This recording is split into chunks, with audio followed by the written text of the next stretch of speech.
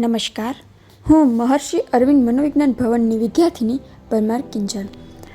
ફોબોફોબિયા શું છે એથી આજ હું તમને માહિતગાર કરીશ. ફોબિયા તો ઘણા બધા પ્રકારના હોય છે. એમાંનો એક છે ફોબોફોબિયા. ફોબોફોબિયા એ એવી માનસિક સ્થિતિ છે જેમાં વ્યક્તિને ફોબિયા થવાનો જ ભય રહે છે. એટલે કે વ્યક્તિને કોઈ ચોક્કસ વસ્તુ, પ્રાણી, જગ્યા કે પરિસ્થિતિનો સીધો ફોબિયા નથી, પણ એને સતત એ વાતની ચિંતા રહે છે કે મને કોઈ નવો ફોબિયા થઈ જશે તો. આથી તેને ફિયર ઓફ ફિયર અથવા ડરથી ડરાવું પણ કહેવામાં આવે છે. ફોબોફોબિયામાં વ્યક્તિને ચોક્કસ ફોબિયા નથી હોતો, પરંતુ ફક્ત કોઈ ફોબિયા થઈ જશે તો શું થશે એની ચિંતા, ગભરામણ અને ભય રહે છે. એટલે વ્યક્તિનો ડર જ તેના માટે બીજો ડર બની જાય છે.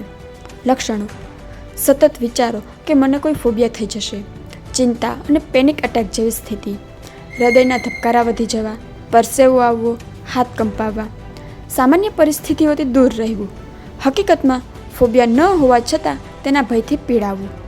કારણો: અગાઉ અનુભવેલો કોઈ ફોબિયા અથવા પેનિક એટેક, મનમાં વધુ ચિંતા કરવાની આદત, ફોબિયાઓ વિશે વધારે જાણકારી વાંચવી અને પોતાની ઉપર લાગુ પાડી દેવી, ભૂતકાળમાં કોઈ નકારાત્મક અનુભવ. સંક્ષિપ્તમાં, ફોબોફોબિયા એ એવો વિકાર છે જેમાં વ્યક્તિને ફોબિયા થઈ જશે એનો સતત ભય રહે છે.